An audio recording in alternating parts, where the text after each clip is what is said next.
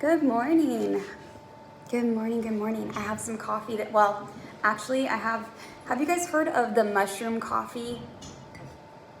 Have you heard of that whole craze yet? I am trying that out. I also, funny story, I was trying to make this a little bit cooler for y'all, and I have this whole setup today of this ring light, but I couldn't get it done in time, so I'll have to do that for next Monday.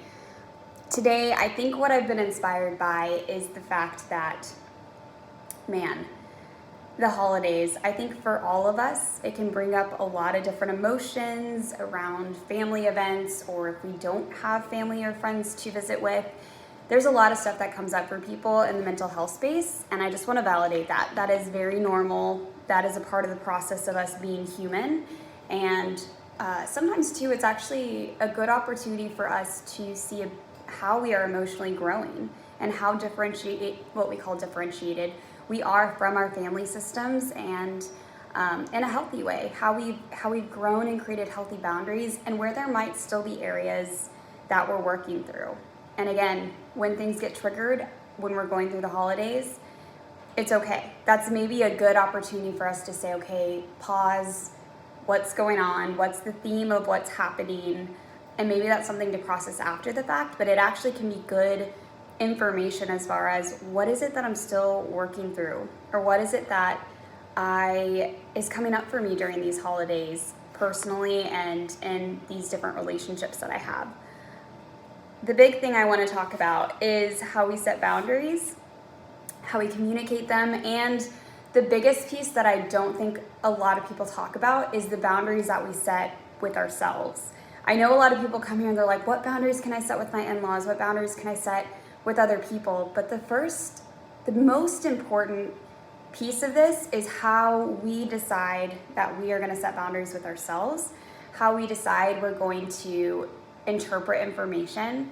I think a lot of people, when we go back to visit our families, the joke that they talked about in grad school in our marriage and family therapy program was that we all shrink a couple of inches.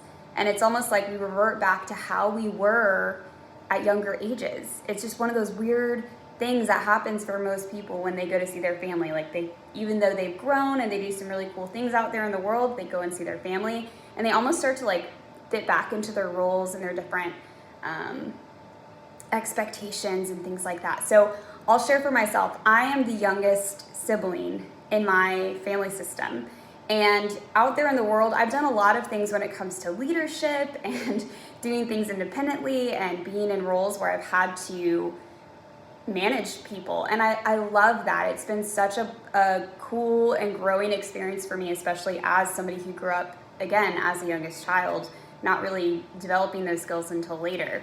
However, it's really easy for me when I go back to my family system to let other people run the show and just kind of sit back and fall into that role of being the youngest child again. And so it's not even necessarily bad things, but it's these subtle ways that we don't necessarily take our skills and the things that we do day to day and use them when we are visiting family for the holidays. And so it could be a neutral thing, it could be things that are not neutral. It could be things that, maybe we had some bad experiences with a family member years past, and we go into that family event with that anxiety and with that fear and acting differently around that family member than we normally would. And so there's neutral parts of this. It could be positive, but most of the time for us, we all, as humans, we're wired to have more of that fear stance and more of our guard up. And so when I talk about boundaries, I want to think about first, how are we coming into things? How are we setting boundaries with ourselves about how we are going to carry ourselves, how we are going to respond to things or not respond to things?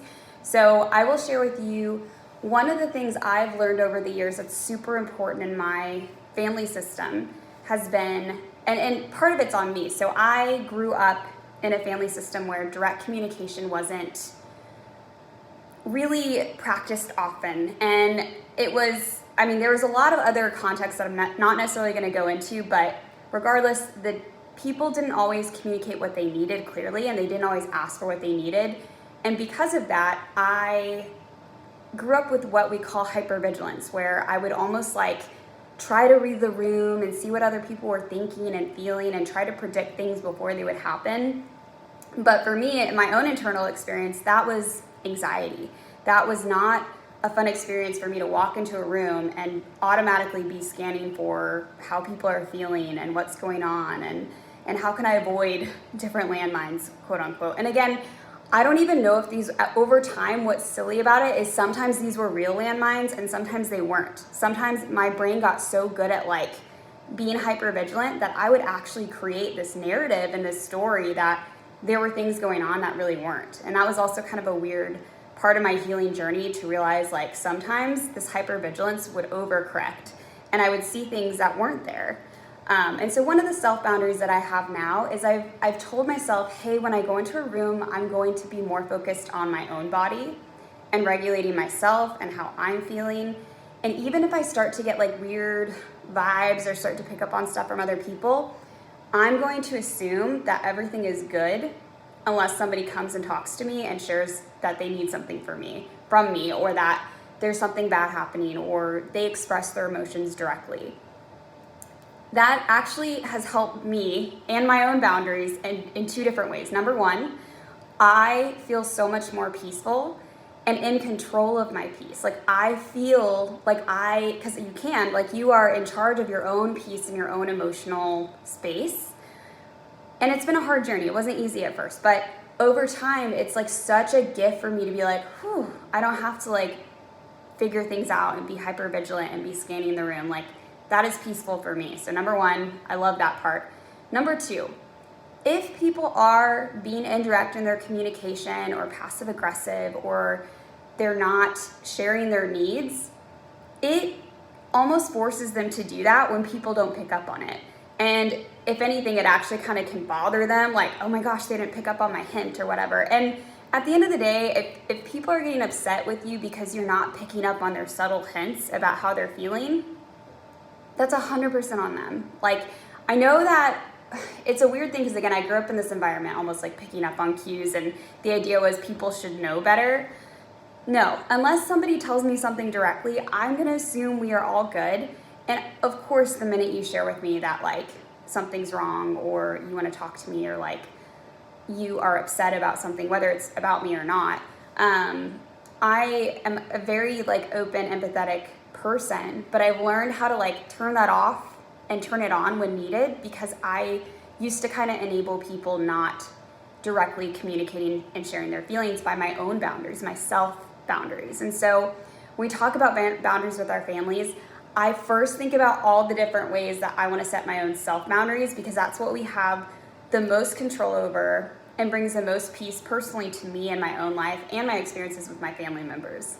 Also having empathy that like, if family members aren't communicating and they are struggling with that, I do have empathy for the fact that it is hard to communicate our feelings directly. It's taken me years and I'm still, like it's so funny, I'm still on that journey myself, even though I've been a therapist for years, even though I've been in the mental health field and gone through therapy for years, I still catch myself not fully communicating things directly at times with the people I'm closest to. And so I have empathy for it, but I also have had to create a boundary of letting people be in that struggle and figure it out because the only way they will figure it out is if they're not enabled to continue to have indirect or passive aggressive communication. Some of the more, okay, so that's some self boundaries. For other boundaries, like, you know, I'm not naive to the fact that some people are not emotionally safe or they're gonna bring up topics or things that you're kind of like, ugh, this is not what I want to be a part of. You also get to speak to that and you also get to set boundaries around that. I'd encourage that what I found to be the most effective is to initially make a joke about it because again, I think at the end of the day, most people don't realize that they're being, you know, triggering or a jerk. Most people. Now some do. But most, I mean, it's just part of that like dance of like connection where sometimes people awkwardly connect over weird topics and shallow topics and things that for you, you're just like, I don't want to talk about this, right? And instead of getting upset with them over their desire to connect with you, even though it's super ineffective, you know, sometimes it could just be a simple thing like people always make comments about food. And I work with eating disorders, so I think about this a lot with like people and how they communicate their boundaries around food. And people will be like, oh, what's that on your plate? Or, oh, you didn't eat a lot, or oh, you ate a lot, or da da da da. Like they have these different, people have opinions about food and people's bodies and weight and all that stuff. And so one of the funny things that I have taught people to try first is to say something like, hey, eyes on your own plate. You know, like not in like a jerky way, but just like a, hey, like mind your beeswax. But if you say it in a nice way or like a joking way, I found that 9 out of 10 times that works really well. Again, if someone continues to push you and you can tell that what they're trying to do is push you, what they are trying to do is trigger you, that's when I think you can take more of a stance of like, hey, like pause, like what's going on here? Or like, let's cool it, or I'm gonna go take a break. I'm gonna go do something else and come back. Or you could just directly say too, like, hey, please stop talking about my body, or can we talk about something other than politics? I love you, but like I really don't want to talk about politics, you know, today. Maybe we could have this conversation another time. You know, things like that. Like it's okay to set those boundaries knowing that there are certain topics that may not be emotionally safe to delve into with every family member. Now there might be some that you're like, hey, we could have this debate, we could have this discussion and it's emotionally safe, it's great. I feel supported by you and like you hear me as well. And that's awesome. And then there's just going to be some folks in your family system that you may not be, or they may not be in a space where it's really emotionally safe to go there.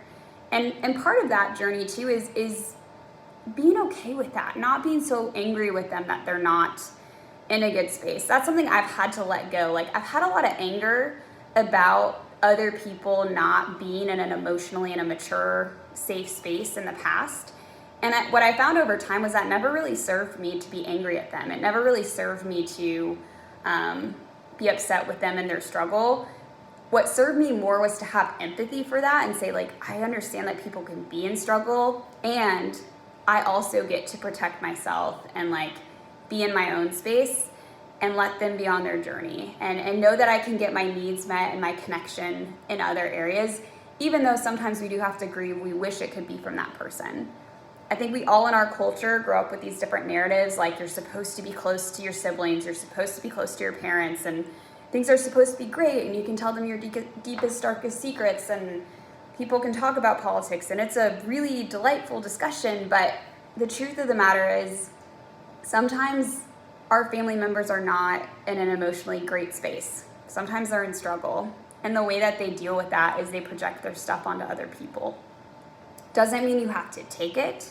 Again, I want to be clear, it doesn't mean you have to not set boundaries or just take it on.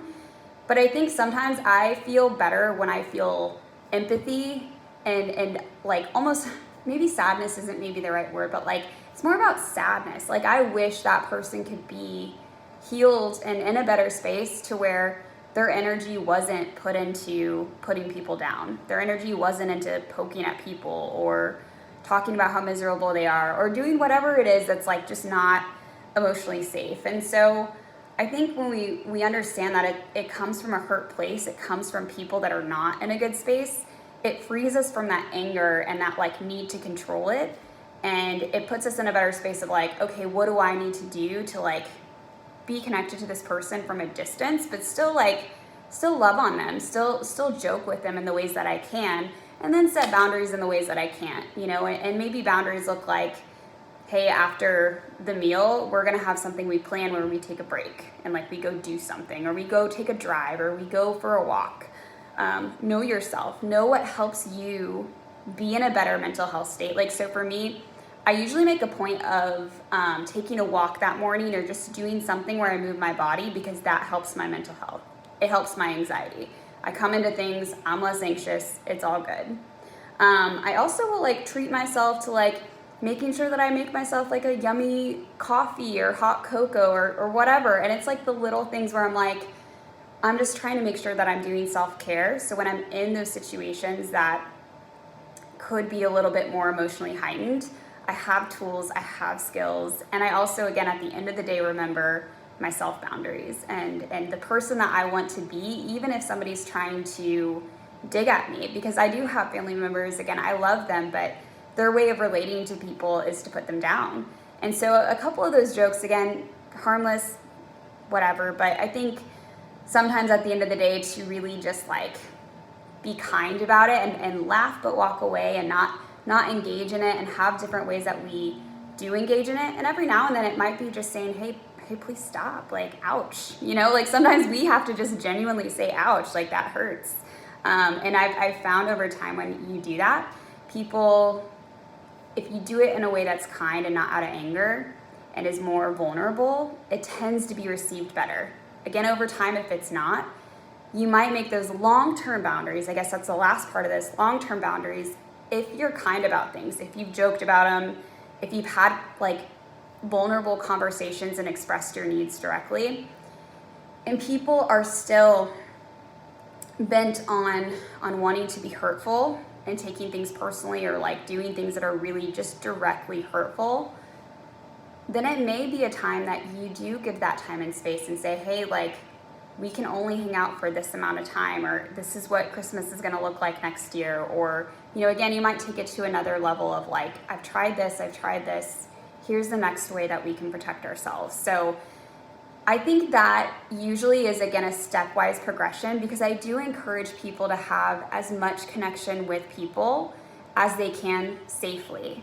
Again, safely is important. I know that sometimes we might even be in seasons where, for us, we need a break because we're not emotionally in a good space. And 100% permission to be human, as long as you share with that person, like, I'm going through a season of struggle and I'm needing to do my own work so I can better be in a space with you without it feeling like, without my own stuff coming up, right? Because sometimes it is on us too. Again, if you didn't hear the first part of my video, I'd recommend, or not video, but like my live, I'd recommend watching this. I will release this at some point. Self-boundaries is number one. How do we manage our internal space? How do we show up in the ways that we want to show up? And then the other boundaries follow after that.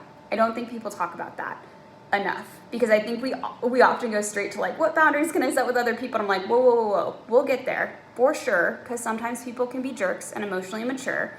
And how do we start with our own internal space? How do we set our own self-boundaries first and see if that solves the problem? Just like my previous example with when I stopped reading into everybody's emotions and trying to like be hyper vigilant and fix things, people naturally began to communicate with me more directly. It just happened. And again, at the end of the day, I felt so much more peaceful. And I remember a family member of mine catching some like passive aggressive thing once and turning to me and saying, did you notice how so-and-so said such and such? And I looked at them and I said, I really didn't, no. And if they do feel that way, which that sucks, but I hope at some point, if it's important enough to them, they'll tell me directly. They'll share that with me. And until then, I'm gonna let them be in their own space about it and figure out how to communicate with me, because not communicating directly with me does not work. And again, over time, that itself becomes the boundary that is set with the other person. I hope that all makes sense. If you have something specific or a specific question, I'd be happy to answer this. Remember, YouTube is not therapy. I know that's silly to say, but I do have to remind people that this is not therapeutic advice. This is just my personal experiences from being in the mental health field, being a therapist, being a human, going through my own journey of setting boundaries with my family members, who I want to give kudos to because they've grown a lot too. They've done really good work. So kudos to them. They've done it as well. And I know not everybody's as lucky to have that. And so I do want to give support and comfort to those that don't have family members working on their stuff. And for those that like don't even have like supportive family members at all and do more, they have to find those different resources through friends, or even sometimes take a self-care day during the holidays. I know that sounds crazy because again, we're culturally taught to believe we're supposed to be with family and it's supposed to be great. Sometimes it means self-care for people if they don't have healthy, wonderful loved ones in their life in this season, right? Especially if they move to a new place. There's all sorts of different reasons people might not have those sources of support, or if they've recently grown a lot and outgrown different friendships, things like that. So anyway, sending a lot of love and support to you guys, and hopefully next time I will have a better setup. I really tried this morning, but after about 20 minutes of working through this, I did not figure it out yet. So hopefully next time. All right, happy Monday, y'all.